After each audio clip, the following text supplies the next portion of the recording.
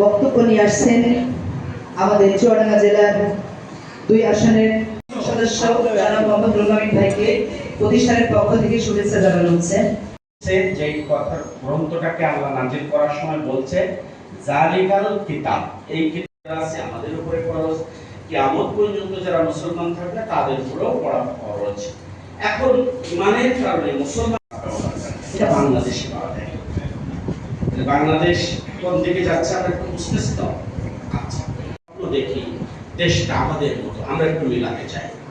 যদি মিলাই তাহলে আমরা অনাহারে মরেশ। আমরা কি বলি, লেখাপড়া করে যে গাড়ি ঘোড়া চলে, কথাটা একটু ঠিক না বেঠিক? পৃথিবীতে বাংলাদেশ ছাড়া কোথাও পাবা না যেখানে রডের বদলে বাঁশ দেয়।